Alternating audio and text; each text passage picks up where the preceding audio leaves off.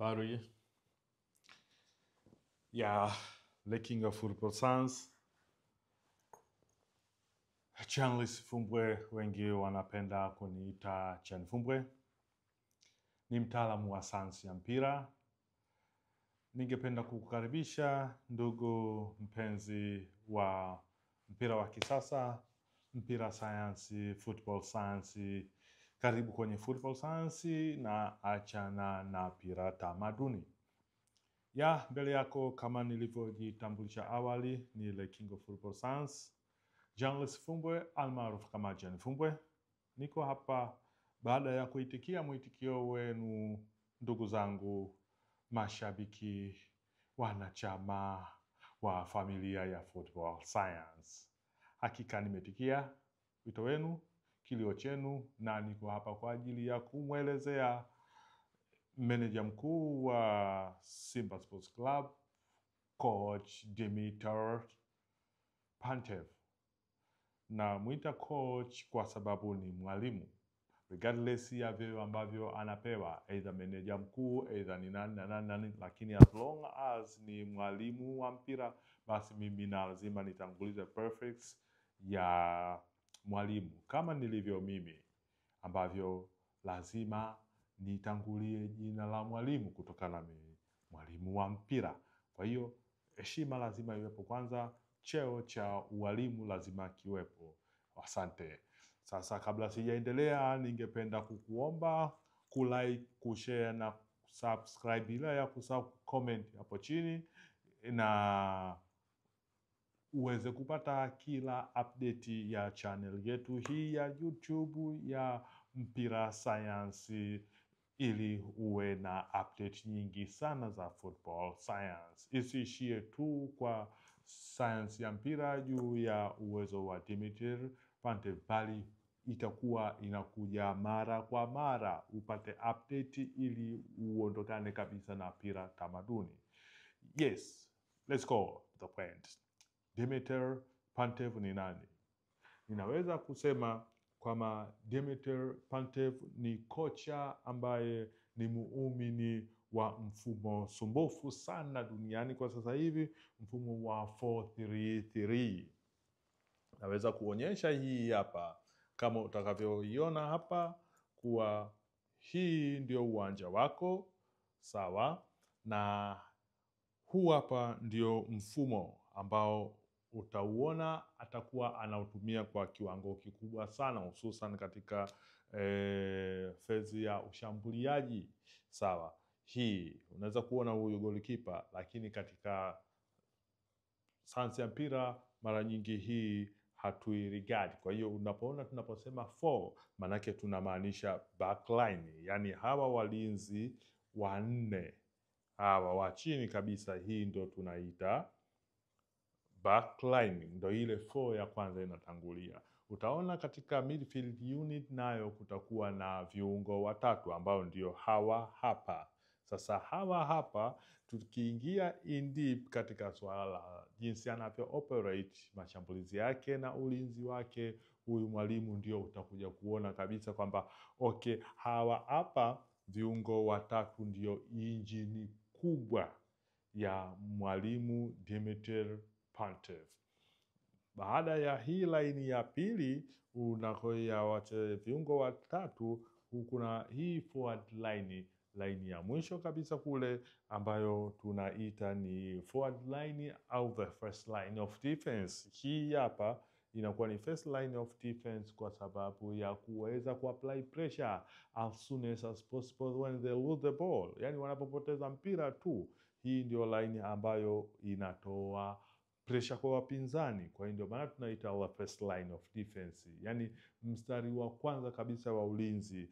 Kutokana na mpira wa kisasa tunasema mlinzi wa kwanza ni yule ambaye yuko kwenye first line of defense. Whoever is in the first line of defense, huyo ndio tunamuita the first line of defense. Kama huyu center amekuja huku kushambulia kwa set pieces and whatever the cases, basi huyu ndo atakuwa the first line. Kwa hiyo whoever watakokuwa kwenye hii forward line huku ndo atakuwa ni first line of defense. Nitawaelezea kwa undani kabisa kama nilivyotanguliza awali usisahau kulike, kushare, kucomment na kusubscribe chini hapo kwenye bell button hapo, unaminya pacho ili uwe unapata update za kila siku. Sasa huu mfumo kama nilivyotanguliza, kama Dimitar Pantev ni muumini sana, na huu mfumo ni kuambie ndugu zangu, ni mfumo ambao ni sumbufu duniani. Ndio mfumo ambao Pep Guardiola ametoka kwenye 4-2-3-1 kuja kwenye 4-3-3. Kwa sababu gani? Utakuja kuona kabisa kwamba hii forward line anaposema kwamba mimi nafanya high pressing, yani atakapokuwa anakabia kwenye hii tunaita, sababu huu uwanja jinsi unavyogaiwa, kuna hii low block, alafu kuna hii mid block, sawa, alafu kuna hii high block. Kwa hiyo tunapokuwa tunasema kwamba anafanya high pressing, umeona sasa, hii nimekwambia inaitwa high block. Kwa hiyo tunaposema high pressing, manake ni pressing inayofanyika kwenye hii high block.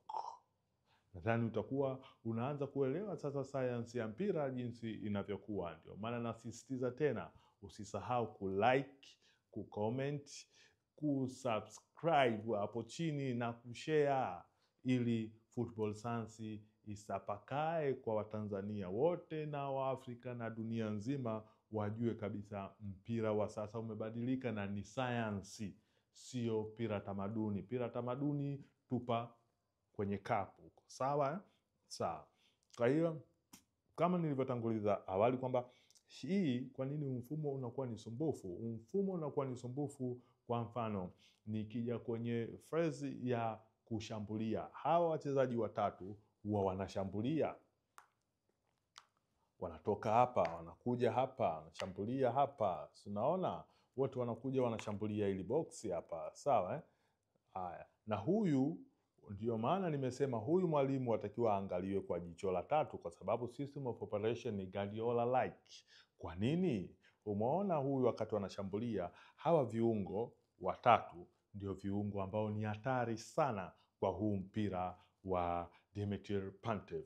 Hawa viungo watatu ndio viungo wanaenda kutengeza shambulizi.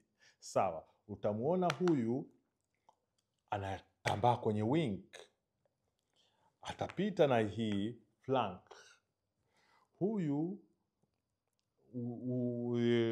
wide midfield, yani kiungo wa pembeni, naye ndio kiungo ambaye atakuwa analeta mashambulizi. Huyu wakati wenzie wametangulia na mpira, huyu anafanya kitu kinachoitwa ni late running, yani anakimbia kwa kujichelewesha, nia na madhumuni anakuja kuattack hii zoni ya 14 hapa. Kwa hiyo whatever comes kwenye hii yote inakuwa muda huo imepanda, sawa, imepanda hivi. Sasa hii moja kwa moja nimesema hivyo kwa sababu huyu jamaa bwana, mpira wake ni kama wa Guardiola like nilivyosema, kwa sababu anapenda kutumia matumizi ya cross. Unaweza kuona mechi ya Simba na Gaborone hapa, Gaborone na Simba kule, is almost ametengeza mashambulizi kama 12 na mashambulizi 10 yametokana na mipira ambayo imetoka huku kuja katikati. Mpira yote ilikuwa inavushwa kutoka huku inakuja katikati, huku inakuja katikati. Ni mipira michache tu, is almost kama 2 au 3 ndio ilitokea hapa ikaja katikati hapa. Kwa hiyo unaweza kuona kabisa kwamba mashambulizi yake bwana Dimitar Pantev ni Guardiola like. Ndio maana kule unaweza kumuona huku akichezea Jack Wilshere, utamwona anaenda pembeni huku, pembeni wakina Foden, au wanacheza yule nani yule wakina Lukaku kule, utanisaidia jina, sawa wote wanatokea kwa pembeni huku, alafu ndio wanajaza crosses katika kumfikia the big man Haaland. Sasa ndio hawa nao wanafanya mipira yote inadondokea hapa, ukishafika huku wanadondokea. Unlike tu na watu wengi ambao wamezoea kwamba wanashambulia na hizi krosi wanapiga watu gani? Wanapiga wing back, lakini yeye hawa mabeki wake wa pembeni hizi wide backs hizi, yani number 3 na number 2, yeye hazitumii kama wing backs, basi huwa anazitumia kama full, hataki kuzipandisha, ni muoga. Na hii pia ina sababu yake kwa nini hataki kuzipandisha, nitaelezea kwa kina vizuri kabisa. Lakini huyo ndio Dimitri Pantev ambaye amekuja Simba, kwa hiyo tutegemee kabisa sasa hivi kwamba kuna mabadiliko. Ila sasa katika vitu ambavyo pia watu wanatakiwa kupaswa kutokana na sayansi ya mpira inavyotaka, itabidi ajiandae. Kuna baadhi ya wachezaji inabidi wafanye kazi sana, na wachezaji hao si wengine bali ni hawa wachezaji hawa, sawa hawa si ndio? Hawa si ndio wanapeleka mashambulizi kwa pembeni, sawa? Huyu anapeleka mashambulizi kwa pembeni. Hawa inabidi wakimbie sana kilomita nyingi, kwa sababu tumeshazoea kwamba kilometers ambazo wanatakiwa wakimbie hawa is almost ni 10, sawa, plus ilikuwa mwanzo ni plus or minus 2 this hour, lakini kwa sasa hivi sasa niandalie au niambie kama ni mchezaji yoyote ambaye atakuwa anatumika kwenye wings wa Simba, manake itabidi ndio wakimbie sana, kwa sababu nalio mengi sana, mashambulizi mengi sana yanapitia kushoto, na sio mabeki ndio wanaleta mashambulizi. Kwa hiyo utaona kuna relaxation, kuna nafuu kubwa hapa ya Shomari Salum Kapombe, atakuwa akija maeneo haya, ama kama ni Mligo atakuja maeneo haya. Nia na madhumuni, mpira ukishapotea basi huyu ana act kwamba ana apply pressure hapa moja kwa moja, na hatumiki tena kwenye kushambulia na kupiga cross kama tulivyozoea. Kwa hiyo wapinzani wanatakiwa watumie sana, waangalie sana huyu jamaa. Na kitu kingine ambacho kinaweza kikaa ni tofauti kabisa kwa Dimitri Pantev ni kwamba ikishafika kwenye eneo hili la katikati, bwana, huyu jamaa ni mchezaji mmoja hatari sana. Kwa nini anakuwa ni mchezaji hatari bwana? Huyu watu watashangaa kwa jinsi itakavyokuwa. Inakuwaje? Huyu jamaa akishafika kwenye hili eneo hapa, anakuwa ni mtu mwingine kabisa. Huyu anakuwa ni mtu mwingine. Anakuwaje? Akishafika eneo hili la katikati, the mid of touches zake hagusi touches zaidi ya 2.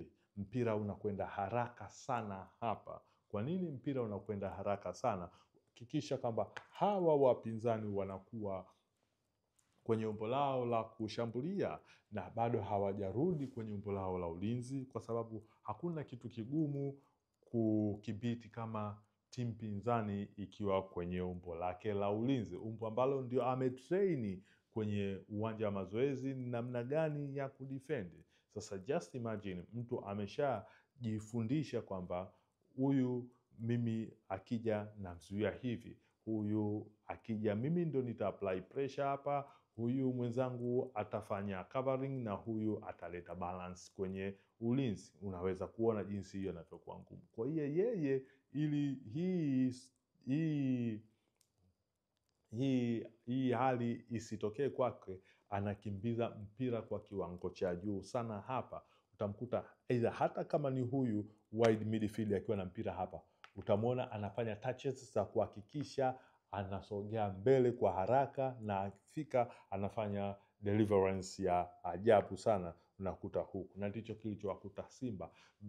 Mipira mingi iliwakuta na iliingia, sema tu umakini wa umaliziaji wa hawa wa washambuliaji wake watatu, ambao huwa wanashambulia boksi, na wakishambulia boksi kwa hivi mara nyingi unajikuta namba inakuwa is almost inakaribiana, na mabeki inawasababisha wafanye makosa kwa kiwango kikubwa kutokana wanao wanakuwa kwenye kasi. Kwa hiyo watu wajiandae kumwona Dimitri Pantev Simba mpya ikiwa na mbinu mpya. Basi hakika mimi kama mimi nasema kabisa kuna kitu kingine kinaweza kutokea sana kwa Simba msimu huu, ila sasa kuna baadhi ya vitu ambavyo watu nao pia wanatakiwa wavitambue.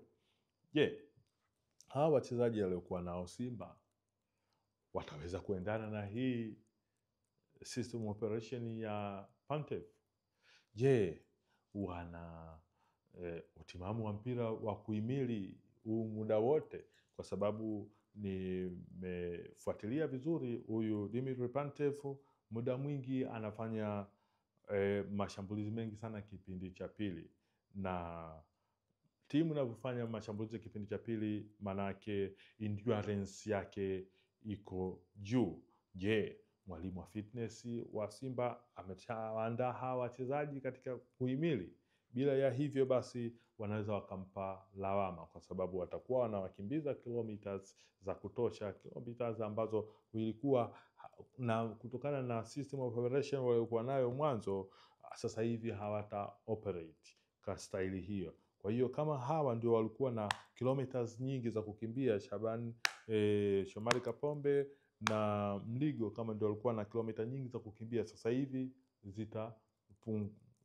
zitapungua kwa Shomari Kapombe na Mligo, na zitaongezeka kwa kama ni Kibu na Mpanzu, whoever ambaye atakuwepo. Kwa hiyo wajiandae kusema la kweli na hayo mabadiliko, na wajitahidi kufanyia kazi walimu wa fitness na imani waliopo. Lakini bado nimejaribu kuangalia michezo miwili mitatu hii, nikiangalia ile level ambayo inafanyika, sijaridhishwa nao kwa kiwango cha juu kusema la kweli. Basi baada ya kuweza kusema hayo, mimi nikukumbushe tena, usisahau comment, kulike na kushare, bila ya kusahau kusubscribe channel yetu hii ya Gen Fumbwe Soccer Class, ambayo itakuwa inakujia mara kwa mara katika kuhakikisha unapata vitu vya football science. Kwa leo niseme asanteni na karibuni tena.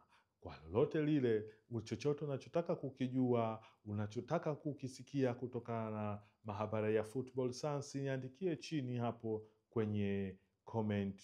Sema chochote kile unachotaka kukisikia, share, nitachukua, ndiyo itakuwa ni topiki, nitaileta hapa ili upate uelewa na ufafanuzi, pamoja na kuboresha na kuimarisha kitita chako cha akaunti ya maarifa ya mpira, uondokane na pira tamaduni, uje kuwa mwanachama wa football science. Hakika football science haiwezi kungopa hata siku moja. Kitakachokuambia ndicho hicho mara nyingi huwa kinatokea. Asanteni sana.